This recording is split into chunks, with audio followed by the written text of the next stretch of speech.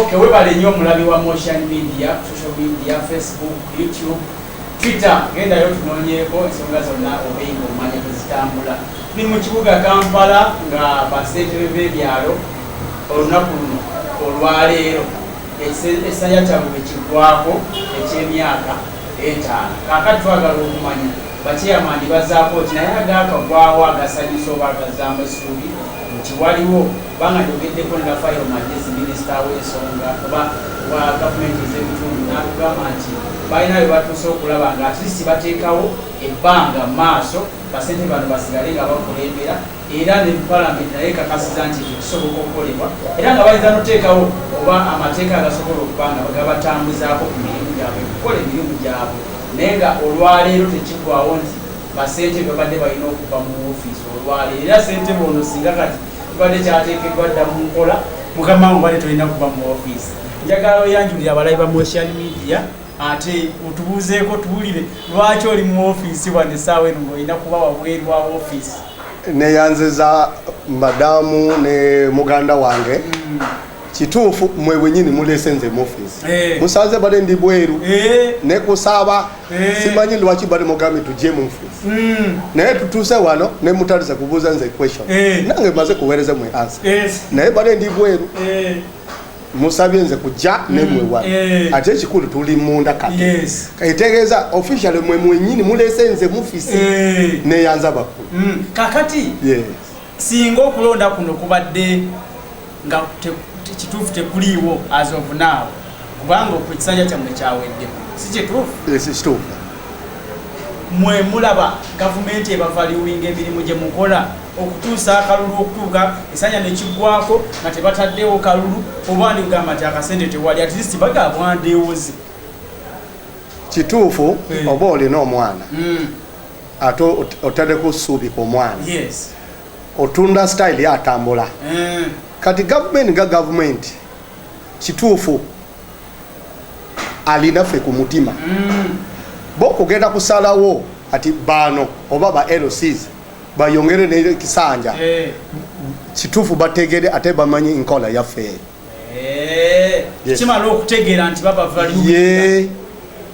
lwaki lese bwetyo periods nyingi tubeera n'ebizibu maborders covid bade tuli wano tukoze ne president ne team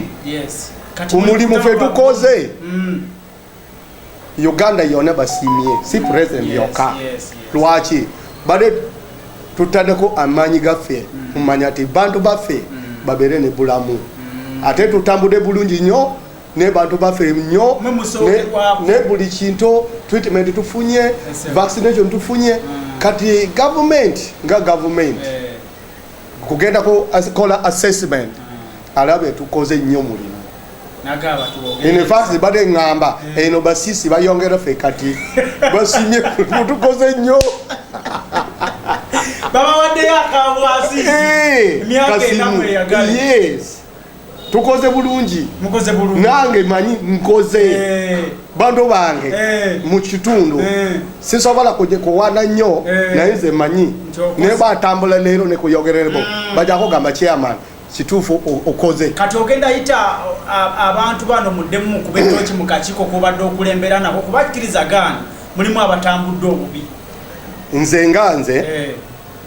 omanyi nnyonyode yogere bulungi ati simbi ekola buli kintu nange nsooka ngenda kunoonya funeko yiteeko ku bantu bange mu kyalo kunyonyola bati gavumenti ga gavumenti emaze kukakasa kati nange njagala kukakasa bo ati 4 years ngenda kuyongera kusaba bakkirize tutambule mulimu nga bulijjo bade tukola omwaka 5 eweddeko abalabi ba Motion Media n'abatuuze b'omu Kisenyi baagala okumanya emisango giri gitya mu kitundu kino ye singa balangiridde nti tolina kuba mu ofiisi kibadde kisufiiriza ki ekitundu kino